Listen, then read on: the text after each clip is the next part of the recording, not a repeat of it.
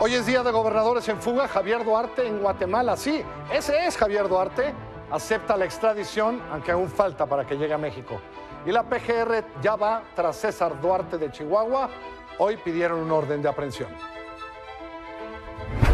La crisis de Venezuela se agrava. Hoy un helicóptero lanza una granada a la Suprema Corte. Maduro dice, esto es un acto terrorista.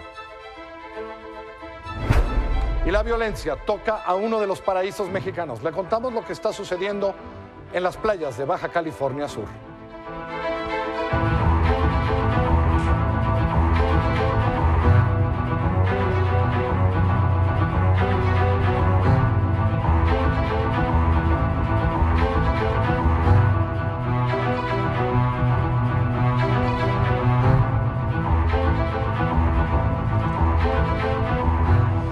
¿Cómo están? Bienvenidos, muy buenas noches. Yo soy Carlos Puch, esto es Milenio Televisión, a las 10 de la noche, la hora de las noticias, en este martes 27 de junio del año 2017. El día de hoy, en Guatemala, el exgobernador de Veracruz, Javier Duarte, se allanó ante la petición de extradición a México. Esto en una audiencia oral, después de que se le informaran los delitos del fuero común que se le imputan. Determinado a allanarme para enfrentar lo más pronto posible la justicia ante las autoridades judiciales de mi país. Es decir, en términos coloquiales, acepto la extradición que el gobierno de la administración actual, gobierno fallido por cierto, está haciéndome en torno a este caso. Este es otro Javier Duarte, comunicativo, sonriente.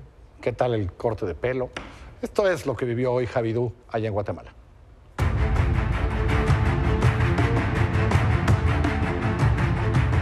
No vayan a molestar a la prensa, por favor. Despacito, mover despacito para que tomen fotos bien. Va a haber un comunicado, ya se enterarán en su momento.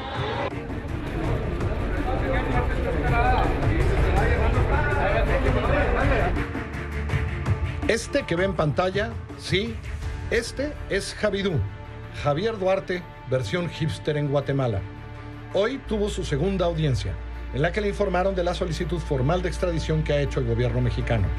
Esposado, aunque esta vez sin chaleco antibalas, el exgobernador de Veracruz sonreía, saludaba. Con él estaban sus abogados, los guatemaltecos y los mexicanos. La fiscal guatemalteca leyó los delitos del fuero común por los que el exgobernador tiene orden de aprehensión y es requerido en México. Mientras que la solicitud a la que nos referiremos en esta diligencia viene fundamentada en delitos del fuero común o estatal. Y esta se emitió por los siguientes delitos: abuso de autoridad, previsto y sancionado en el artículo 317, incumplimiento del deber legal, previsto y sancionado en el artículo 319, peculado, previsto y sancionado en el artículo 323, tráfico de influencias, previsto y sancionado en el artículo 327, y coalición, previsto y sancionado en el artículo 321. Se determinó un daño patrimonial al erario del gobierno del estado de Veracruz por la cantidad de 220 millones de pesos. Javidú tomó el micrófono para decir que las acusaciones en su contra no tienen fundamento. Considerar estas acusaciones infundadas, ligeras, vagas e imprecisas, verdaderamente irrisorio, gastar el tiempo de este tribunal y de todo el sistema penal guatemalteco. Y la otra, acusarme no por los miles de millones de pesos que se han llenado la boca diciendo en la prensa y en los medios de comunicación, sino acusándome de depositar 220 millones de pesos de una cuenta del gobierno del Estado a otra cuenta del gobierno del Estado. Es decir, no hay una extracción del dinero público.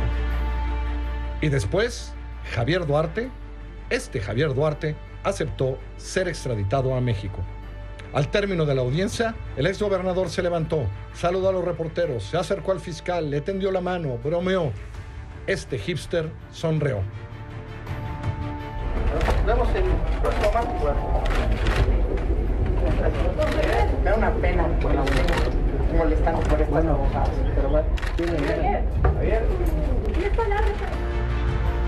El 4 de julio, Duarte volverá a comparecer ante un juez, ahora por los delitos federales de delincuencia organizada y operaciones con recursos de procedencia ilícita. Hasta entonces, Javier Duarte no podrá ser extraditado a México.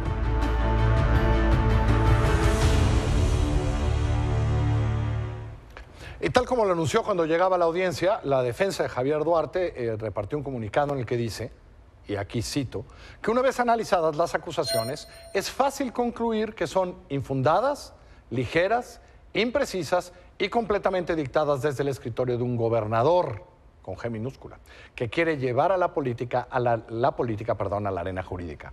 Agrega que si las acusaciones fueran ciertas, ¿por qué no incluyeron la abominable mentira en que supuestamente el exgobernador privó de medicamentos a niños? El documento menciona también que las acusaciones que sí fueron materia que las acusaciones que sí tuvieron materia se caerán como un castillo de naipes, dijo, por su propio peso. Y termina el comunicado diciendo: acusar es fácil, ahora les llegó el momento de probar sus falaces acusaciones. Nos vemos en México. Este es otro tono, otro Javier Duarte del que vimos hace poco tiempo. Otro Duarte, otro gobernador en fuga. Hace unos momentos, la Fiscalía Especial para la Atención de Delitos Electorales informó que ya ha solicitado una nueva orden de aprehensión contra el exmandatario de Chihuahua, contra César Duarte, por la presunta retención ilegal de 14 millones de pesos en cuotas a empleados de gobierno. Dichas cuotas, supuestamente, fueron a parar al Partido Revolucionario Institucional del Estado. Esta sería la primera, si se la conceden ahora, la primera orden de aprehensión federal contra Duarte. También se solicitó orden de aprehensión contra el exdirector de Recursos Humanos de la Secretaría de Hacienda de Chihuahua, Adrián Dosal, y se vinculó a proceso a otros 4 exfuncionarios del gobierno de Chihuahua.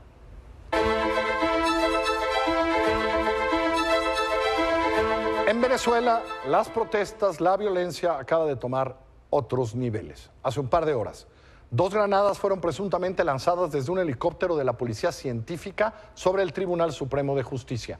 La aeronave portaba una manta que decía 350 libertad, en referencia al artículo 350 de la Constitución venezolana, que permite a los ciudadanos declararse en desobediencia civil.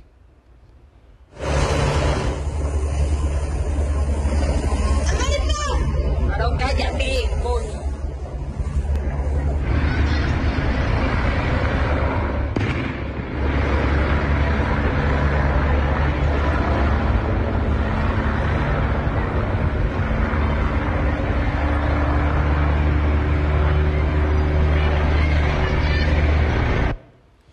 Ese helicóptero, como yo le decía, pertenece a la Policía Científica y era piloteado por un miembro de ese cuerpo policíaco. Minutos antes de volar, Óscar Pérez, el piloto, subió un video a redes sociales. Es una coalición entre funcionarios militares, policiales y civiles. En este día estamos realizando un despliegue aéreo y terrestre con el único fin de devolver el poder al pueblo democrático y así cumplir y hacer cumplir las leyes para restablecer el orden constitucional. El presidente Nicolás Maduro reaccionó, dijo que este no es una rebelión, sino un ataque terrorista. Se activaron todo el plan de detección y defensa aérea. Esta persona lanzó unas granadas que una no explotó. Había en el Tribunal Supremo de Justicia una actividad social. Pudieron haber ocasionado varias decenas de muertos o heridos, una tragedia.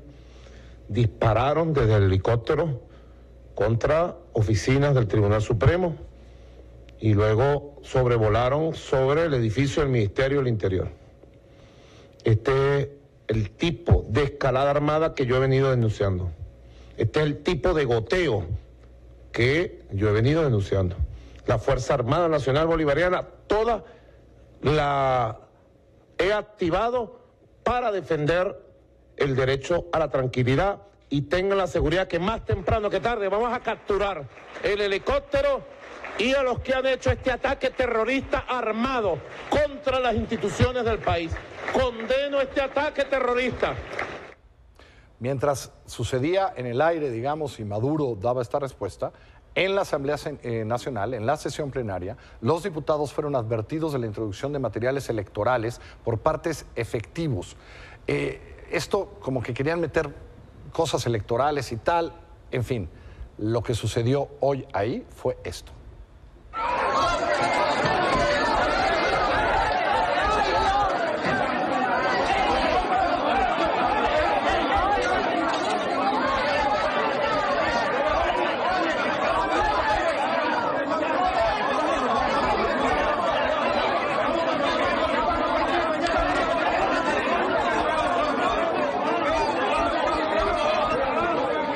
Todo esto pasó en la tarde, pero el día ya había empezado mal. Día 88 de protestas, 77 muertos. Un soldado resultó baleado durante una de las manifestaciones. En la madrugada hubo saqueos a tiendas departamentales en Maracay, las cuales fueron reprimidas por la Guardia Nacional Bolivariana. Ante esto, ya Nicolás Maduro muy temprano había lanzado otra amenaza. Si Venezuela fuera sumida en el caos y la violencia, y fuera destruida la revolución bolivariana, nosotros iríamos al combate. ¡A la calle! Nosotros jamás nos rendiríamos. Y lo que no se pudo con los votos, lo haríamos con las armas. Liberaríamos nuestra patria con las armas. Apenas hace unos minutos hay algunos periodistas venezolanos que dicen que hay otros grupos armados que están actuando hoy en la noche. Seguiremos de cerca lo que pasa en Venezuela. Guatemala, Chihuahua, o Estados Unidos, y ahí está César Duarte, de allá a Venezuela, de allí a México. La clase política sigue reaccionando, unos a favor, otros en contra, al propuesto Frente Amplio Opositor que han planteado ya PAN y PRD. Esto es un poco más de lo que se dijo el día de hoy. Lo más importante es que el frente opositor, como se le está llamando, diga claramente qué quiere. Debe ser absolutamente incuestionable que el PAN debe encabezar este frente. Eso no debería estar en duda. Pero si se habla de frente, se habla de alianza de partidos. No revolvernos con quien ha ostentado un sistema que nosotros queremos modificar y cambiar. No existe lo que ella dice que hay. No hay una alianza con el PAN para llevar a uno de sus candidatos a la presidencia de la República. ¿A qué llamamos a una rebelión? ¿Para qué? No es tal esa situación. Lo que tendríamos que hacer es llamar justamente a la unidad. Sí, obviamente pues hay una presencia muy importante de Morena, de los observadores, de la opción que tiene la preferencia, y pues bueno, seguramente es una reacción. Pues sí, básicamente es un PRI, tendrá pocas posibilidades de competir en las elecciones, y pues eso parece. Es casi confeso, ¿no? Hasta cuando les preguntan eso. Hay quien dice que mi invitado del día de hoy en el estudio y su corriente adentro del PRD son uno de los culpables de este lío. No son los culpables, sino los responsables. Los responsables de este lío. Jesús, ¿cómo estás? Bien, Carlos, un gusto. Decía yo ayer que el Frente Amplio empezó a adelgazarse muy pronto, ¿no? Con la reacción de Dolores Padierna, con la reacción de algunos. Pues la verdad es que no. Hay quien empieza, ¿no? Respeto la posición de René Bejarano, pero no significa una fuerza importante al interior del PRD. Votaron a favor del Frente Amplio Democrático el 95% del Comité Ejecutivo Nacional, y significan la gran fuerza del PRD al interior. Por lo tanto, insisto, respeto la posición de Bejarano, pero no creas que significa nada que adelgace la propuesta. A ver, ayúdame a entender ciertas cosas. Sí. ¿Cómo el PRD, que ha sido durísimo, bueno, fue la campaña Juan Cepeda, entre otras cosas, diciendo, miren, Andrés Manuel López Obrador, que no le gusta el aborto, no habla de la diversidad sexual, etcétera, pero quiere ir a la presidencial, la verdad, con un partido, pues que tampoco en esas cosas, ¿no? Pero con ese sí, ahorita, con el PAN sí vamos a ir, con Morena, que era terrible, y con este sí. Trato de explicarme. Sí, por supuesto. El Frente Amplio no es una alianza PAN-PRD. La alianza PAN-PRD ha servido en algunos casos. Nos dicen, oiga, es que hicieron alianzas PAN-PRD para derrotar al PRI. Bueno, pues eso ya es muy importante y eso ya es muy significativo en muchos estados. Sí, pero ahora no significa el Frente Amplio solo una alianza PAN-PRD. El Frente Amplio es una gran coalición político-electoral donde participan varios partidos políticos. Es una coalición donde participan organizaciones populares, empresariales, laborales, ONGs, todas con un propósito, ese es cuando menos mi punto de vista, evitar que el poder en México a partir del 18 siga en manos de un individuo, sea del PRI o sea de otro partido, que tenga como propósito el poder concentrado. En realidad, lo que ha pasado en este país es que se agotó el modelo del presidencialismo, del poder concentrado en un individuo. ¿Eso quién lo tiene ahora? Peña Nieto. Nuestro régimen así funciona. Nuestro régimen así ha funcionado, pero ya no funciona. Por eso el intento de López Obrador de acceder al poder para ejercerlo solo él, en nada es diferente al planteamiento de Peña Nieto. Tú sabes también que a final de cuentas en las elecciones siempre importa el individuo. Es decir, en el año 2000 tú sabes que el ingeniero Cárdenas y Vicente Fox discutieron mucho tiempo esto de ir juntos, para causar eso. Y no era un problema de programas, que me perdonen los dos si digo que fue un problema de egos, que ninguno se quiso bajar a lo mejor para no llegar. Lo que yo no veo es la cara, lo que no veo... Platícame dónde van a buscar la cara de este Frente Amplio que pueda tratar con los panistas, tratar con los perredistas, con los emesistas, con las organizaciones sociales, en fin, con toda esta colección. ¿Dónde está ese persona? Sí, está.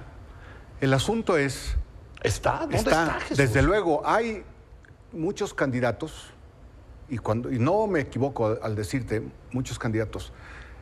Ya hay postulados varios por diversos partidos, pero todavía hay mayor riqueza en personas que no militan en un partido político y que pueden presentarse perfectamente como el rostro que tú hablas para la candidatura que rebase el actual sistema de partidos. Es que el Frente Amplio también significa eso. Ok, pero ¿hasta dónde? Es decir, en Guatemala hay un excomediante de presidente, se llama Jimmy Morales. Sí. En Estados Unidos hay una exestrella de la televisión de presidente. La hija del expresidente peruano estuvo a 2 puntos de hoy ser presidenta, sin más atribuciones. Es decir, había rumores que el PRD había buscado a Javier Alatorre para ser su candidato, a mi colega Javier Alatorre del Canal 13 para ser candidato. Es decir, ese es el tamaño de amplitud. Es decir, un comediante, una estrella de la televisión, un colega periodista. ¿Ahí se va a buscar? No, yo no caería en ese terrible error. Porque, por cierto, esas son las candidaturas independientes que reniegan de los partidos políticos. Fíjate lo que estamos planteando, un Frente Amplio donde no es lo principal, pero no excluimos a los partidos políticos porque siguen siendo una fuerza muy importante para evitar caer en el extremo de un payaso, de un cómico o de la hija de un presidente, expresidente corrupto, como candidatos casi ganando la presidencia de sus respectivos partidos. A 2 puntos. No, yo digo, los partidos, las organizaciones ciudadanas, los ciudadanos en lo individual, con una candidatura que puede ser de partido o que puede ser de un individuo, de una persona sin partido político, pero que represente una propuesta, un programa, no solamente una cara. Y eso, permíteme subrayarlo, porque mucha gente puede irse con la finta de una cara, de una consigna, pero no de soluciones a la problemática del país. Esa es la gran diferencia y la sustancia del frente. En lo práctico, háblame de tiempos. Es decir, este frente tiene que articularse y ponerse tiempos. Octubre hay un plazo. Ese es el plazo legal, ¿no? Porque en noviembre tiene que haber para el nombramiento de para el registro, de una coalición. Yo pienso que debe de haber una coalición para un gobierno de coalición, no coalición que termina cuando terminan las elecciones. Beltrones ayer aquí. Es correcto. Yo comparto eso. No que termine la coalición cuando haya elecciones. Exacto. No, que continúe la coalición en un gobierno que evite la repetición del régimen actual que ya no funciona de concentración del poder en un individuo, sino que redistribuye el poder, porque a final de cuentas esa es la gran solución estratégica para el país, la redistribución del país en la construcción de una nueva república. Cuando menos es lo que nos parece. Octubre. Jesús, mil gracias por habernos visitado. Al contrario, Carlos. Jesús Ortega, líder de Izquierda Democrática allá en el PRD. Voy a hacer una pausa. De regreso están aquí Héctor Aguilar Camín y Lisa Sánchez. Vamos a hablar, entre otras cosas, de estos datos iniciales de la encuesta nacional de consumo de drogas, alcohol y tabaco que tanto alteraron a Manuel Mondragón. Ahora venimos. Metas. Todos tenemos una. Para unos es sentirse en las nubes. Y para otros, tocarlas. Date la oportunidad de vivir el futuro que quieres, invirtiendo. Hazlo sin ser experto con un clic en fondos de inversión. Bancomer. Creando oportunidades. ¿Sabías que? El gluten es una proteína que se encuentra en los granos como el trigo, el centeno, la cebada o la avena. El 99% de la población mundial puede consumir estos cereales sin ningún riesgo para su salud y obtener sus grandes beneficios nutricionales. La intolerancia a esta proteína solo la padece el 1% restante. Fortalece tu salud incluyendo pan de granos enteros en tu dieta. ¿Y tú, cómo te mueves? Muévete más ágilmente en la Ciudad de México y su zona metropolitana a través de las autopistas urbanas que forman parte de un gran sistema integral de vialidades interconectadas que fueron construidas con tecnología de punta. Estas te permiten cruzar la ciudad de norte a sur y oriente poniente en pocos minutos, haciendo tu día mucho más productivo. OHL México, movilidad eficiente y sustentable. Porque eres más que solo un cliente. Hace un año lanzamos Santander Plus, el programa que le suma beneficios a tu vida. Y ahora una excelente noticia. Si cada mes recibes depósitos en tu cuenta, también vas a poder disfrutar de todos los beneficios de Santander Plus. Solo usa la banca digital una vez al mes e inscríbete sin costo a Santander Plus. Santander. El día de ayer se presentaron los datos iniciales, así le llamaron, de la Encuesta Nacional de Consumo de Drogas, Alcohol y Tabaco 2016-2017. Y Manuel Mondragón, el titular de la CONADIC, prefirió solo en los datos iniciales darnos los que tenían que ver con la marihuana. Básicamente dijo, en 7 años hay 47% de aumento en el consumo de drogas, 8.4 millones de personas entre 12 y 65 años han consumido drogas ilegales, etcétera, etcétera, etcétera. Y la marihuana es terrible, 6 millones y medio son hombres, en el 2011 eran 4.8. Y aprovechó Manuel Mondragón para decir, ya ven, por eso lo de la legalización de la marihuana es terrible, porque todo mundo ya se está drogando. Fueron iniciales y solo habló de marihuana. No habló de tabaco mucho, dijo que la marihuana era la favorita. Sé que es, entre otros, tu tema, Lisa. Así que arrancas y luego, Héctor, ¿cómo estás? Y luego va Héctor. Muy bien. Porque ahí van, ¿eh? Esto es... Sí, las drogas matan a tus hijos. Bueno, el discurso oficial sigue siendo el consumo de drogas es equiparable con las adicciones irremediablemente terminan en muerte, y eso, más que darme tristeza de escuchárselo al comisionado Mondragón, me dio tristeza de escuchárselo al secretario Narro, que normalmente había sido pues una persona bastante más cuerda en el tema de las adicciones e incluso apoyador de la regulación de la marihuana para fines terapéuticos. Pero bueno, los datos que tú das, lo primero que hay que decir es que nos presentan los datos en un evento público en la conmemoración del Día Internacional contra el Tráfico Ilícito de Drogas, pero no nos dan la encuesta. No nos dan el reporte, no están las bases de datos publicadas en ningún lado, y tampoco nos explicaron metodológicamente por qué esta encuesta sí le tenemos que creer, cuando no le pudimos creer ni a la encuesta del 2011, ni a la del 2008, ni a la del 2002. Por muchísimas razones. Por deficiencias metodológicas en las selecciones de muestras, por ejemplo, que aumentaban las diferencias poblacionales con respecto a los censos de CONAPO de una manera muy artificial, porque cuando haces el cruce de datos entre grupos poblacionales, pues resulta que las diferencias estadísticas son mayores, porque se confundían, por ejemplo, las preguntas de uso una vez en la vida con temas de consumo problemático, y uno sabe que hasta el presidente Obama utilizó marihuana una vez en la vida, y eso de ninguna manera lo hizo ningún tipo de paciente ni ningún tipo de delincuente. Entonces, bueno, siempre hay una exageración De los datos, a mí me preocupan dos cosas y yo con eso te dejo, Héctor, para que nos digas cómo ves tú la cuestión de las drogas y el consumo en este país. Primero, que no nos presentan los datos y las metodologías y entonces tenemos un ejercicio de opacidad en una encuesta que se levantó en 2016 y se está presentando 6 meses entrado el 2017. Segundo, me preocupa que nos dan datos de alarma como el crecimiento del 222% en el consumo de las mujeres. Pero ¿sabes qué? Esa misma Comisión Nacional contra las Adicciones es la encargada de supervisar sanitariamente los centros de tratamiento y si tú les preguntas hoy cuántos centros de tratamiento tienen especializados en el tratamiento de las mujeres, te van a decir 0. Entonces, con estos resultados yo correría a Mondragón. Ya, bueno, ya, ¿qué más? Todo lo más por decir, como decía el poeta. Pero es interesante en términos de, les decía, es tan arro, es bueno, una cosa política muy rara, ¿no? Lisa toca unas cosas muy importantes que vale la pena subrayar y repetir. La información que tenemos sobre el consumo de drogas en México es un desastre, porque está fundado en esta encuesta que desde el principio traía un sesgo, se llamaba Encuesta Nacional de Adicciones.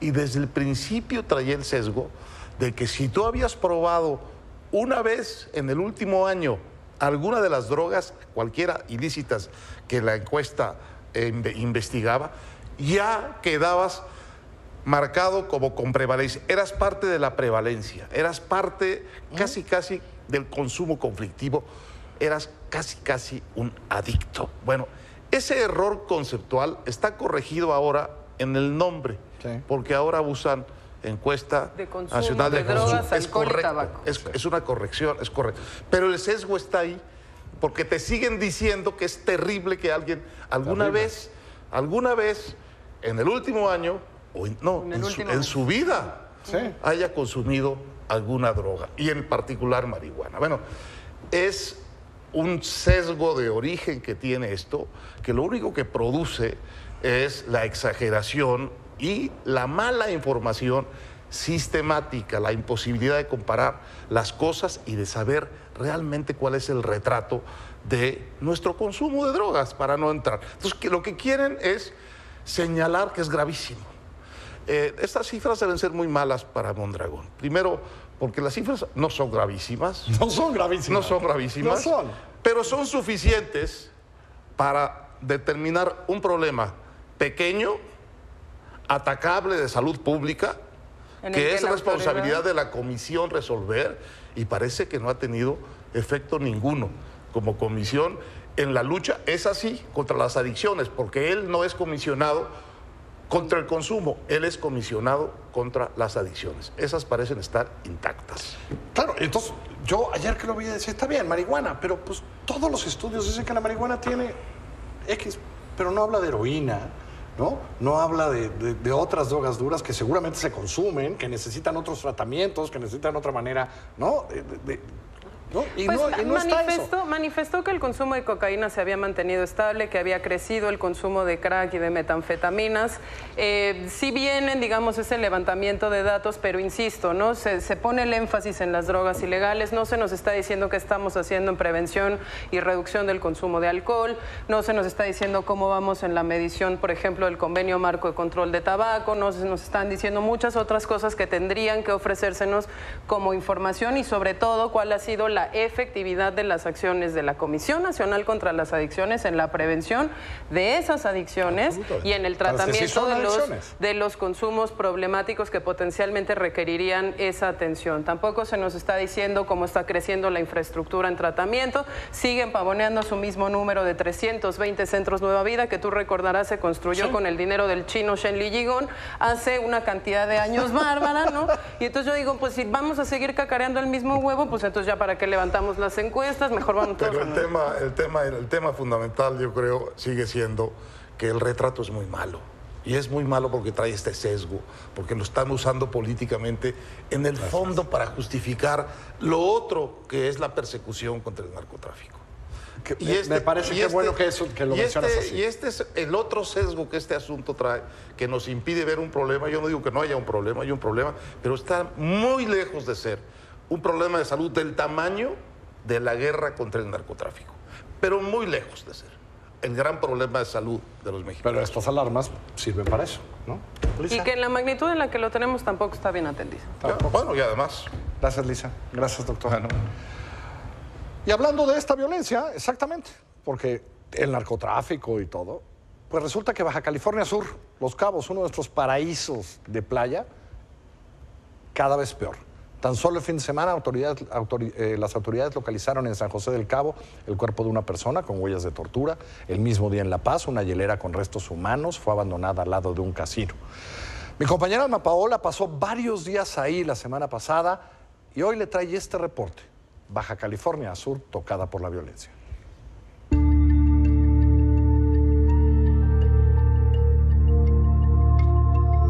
Esa es la red que tenemos, una malla eléctrica. Tenemos puertas aquí también,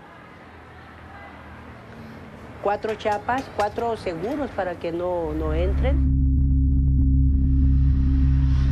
La vida ha ido cambiando en Baja California Sur. Desde hace 3 años, Petra Muñoz Pulido, reportera con 40 años en el oficio, vive con medidas de seguridad que nunca imaginó ver en La Paz. Antes, como te contaba, lo más trascendente que podía ocurrir era un robo, un asalto, un choque, un incendio. Eso era lo que nos mortificaba. Milleyes, como es conocida por sus colegas, recibe protección del gobierno federal desde 2014, cuando en su casa colgaron una manta en la que la amenazaban de muerte. Que era una orejona y que me iban a matar, como al Salgado Borgoño. Entonces, desde ahí para acá ya nada fue igual.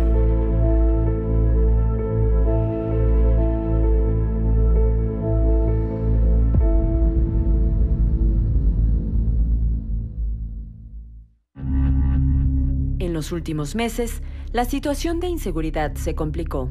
En diciembre de 2016, su hijo, de 31 años, fue levantado por policías ministeriales, según acusa. Ella presentó denuncia por desaparición forzada, pero hasta ahora no ha obtenido respuesta.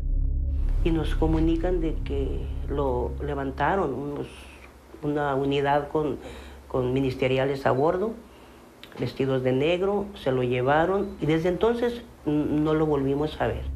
Al clima de inseguridad por homicidios, ahora se suman las desapariciones en la península.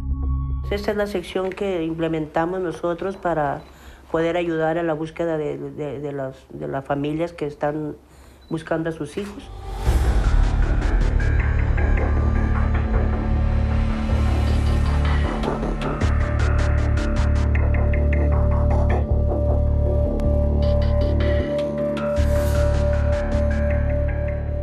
El 7 de junio pasado ocurrió algo nunca visto en esta zona turística. Autoridades de la entidad encontraron 18 cuerpos, de 13 hombres y 5 mujeres, en una fosa clandestina cavada en una propiedad privada, cerca de la carretera costera Rincón de la Playa, Zacatito, en el corredor turístico de San José del Cabo, Los Cabos. Para nosotros esto es totalmente inusual. Es algo inédito en la historia de Baja California Sur y sin duda alguna la península de Baja California Sur ha sido a lo largo de la historia un trampolín para la droga de sur a norte. La paz de Baja California Sur se desvanece en medio de ajustes de cuentas entre grupos de la delincuencia organizada. Los homicidios dolosos han crecido más de 400% este año. Las extorsiones se triplicaron en un año y los delitos relacionados con drogas aumentaron 32%. Pero las autoridades estatales hablan con cautela sobre la presencia de criminales en la región. Son enfrentamientos que ha habido entre las bandas criminales, que son entre ellos, no ha afectado a las zonas turísticas ni a ninguno de nuestros visitantes. Pues no son grupos que estén arraigados aquí en la entidad, han arribado de otros estados como lo es Sinaloa, alguna parte de Jalisco, del norte de la península. La entidad concentra 2 de los polos turísticos más relevantes del país en captación de visitantes extranjeros, San José del Cabo y Cabo San Lucas, que generan una derrama económica de 11,000 millones de pesos al año.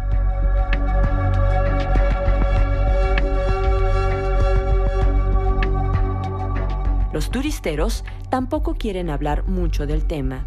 Están preocupados algunos, ¿no? La verdad es que no todos saben o les llegan esas noticias. Y a los pocos que sí se enteran de eso y sí me llegan a preguntar, oye, ¿y no es peligroso, no es recomendable salir de noche o cosas así, ¿no? Aunque hay voces que piden no cerrar los ojos ante la realidad. Hoy llegamos a tener un problema muy serio de casi 7, 8 ejecutados diarios. Ya se han dado otro tipo de signos, otro tipo de señales, donde se han encontrado narcofosas con alrededor de 18 cadáveres, y eso obviamente a la población, a los locales, nos tiene con mucha preocupación. Pero al gobierno local aún no le inquieta la violencia, y así será mientras no merme el turismo. Es una cuestión que todos sabemos que es finalmente una cuestión entre bandas que se están de alguna manera disputando la plaza por el trasiego de drogas o por la venta de droga. No es un tema de ataque al turista, no tenemos esa situación. Sin embargo, para un número creciente de habitantes, la paz se ha perdido. Han declarado que el tema de las fosas clandestinas no afecta para nada al turismo. Sí, obviamente que sí afecta, la gente tiene miedo de hablar, de decir, ayúdame a buscar a mi hijo, a mí también, pero yo estoy amenazada si digo algo, yo tengo esto, yo tengo los mensajes de toda la gente que me hace llegar.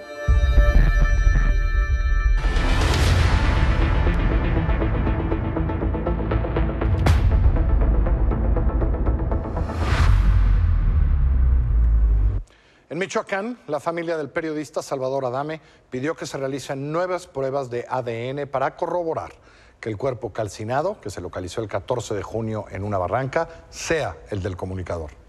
Hoy, de nuevo, el procurador José Martín Godoy insistió que el asesinato, increíble, fue por cuestiones personales. La hija de Adame, Frida Adame Ortiz, acusó que los argumentos de la fiscalía no tienen sentido.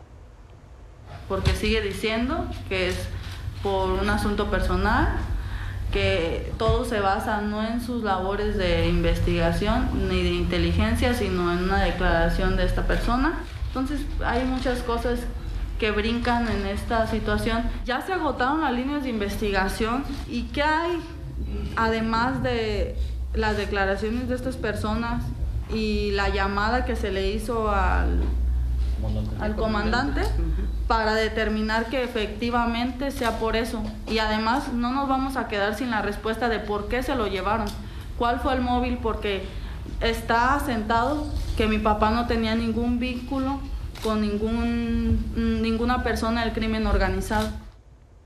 Así las cosas en Michoacán. Voy a hacer una pausa. Cuando regresemos está Jimena Rodríguez con toda la información de deportes.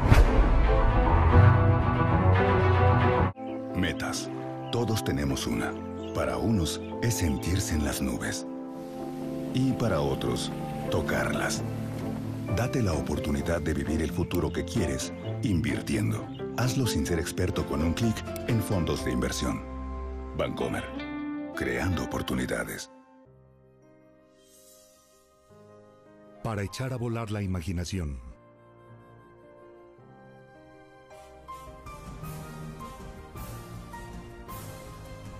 Para que tus ideas se hagan realidad. Para generar progreso y bienestar. En CFE tenemos la experiencia. Nuestra energía eres tú. CFE. Hace un año lanzamos Santander Plus, el programa que le suma beneficios a tu nómina para que sigas creciendo. Y porque eres más que solo un cliente, ahora te regresamos más dinero por domiciliar tus servicios. Y por ahorrar en dinero creciente. Solo usa la banca digital una vez al mes. E inscríbete sin costo a Santander Plus. Santander. ¿Sabes cuál es mi sueño? Mi sueño es vivir en un lugar perfecto, acompañado de la naturaleza a cada paso de mi camino, donde me siento cerca de todo. Bosque Real te ofrece Residence Bosque Real, imponente desarrollo de 41 niveles, con residencias de 450 metros cuadrados y terrazas nunca antes vistas. Ivy by Bosque Real, excepcional torre de 24 niveles con espectaculares vistas a nuestro campo de golf. Vive la experiencia en Showroom Bosque Real. Yo vivo mi sueño. Porque Bosque Real es Bosque Real. Yo vivo en Bosque Real. ¿Y tú, en dónde vives? El secretario de Economía, José Antonio Meade, dijo que en 2018 el cinturón seguirá apretado, por lo menos en el gasto del gobierno federal. Meade dijo que prevé una reducción al presupuesto de egresos de algo así como 0.4% del PIB, lo cual no es poco, aunque la cifra exacta, dijo, se dará a conocer hasta que presente el presupuesto al Congreso en septiembre. Seguirá apretado, tendremos que seguir haciendo esfuerzos. La conciliación fiscal va a requerir de ajustes, insisto, de menor grado de los que hemos hecho en el pasado, pero que se acumulan a los que ya hemos venido haciendo. Eso permitirá que México se ubique dentro de los países latinoamericanos como un país que va adelante de su curva en materia de conciliación fiscal, y eso ayudará a tener más certeza en nuestras finanzas públicas, en su sustentabilidad, y nos dará una ventaja competitiva en un entorno global que seguramente seguirá siendo volátil. La cotización interbancaria del dólar cerró en 17 pesos con 98 centavos. Al menudeo se vendió igual que ayer, 18 pesos con 21 centavos.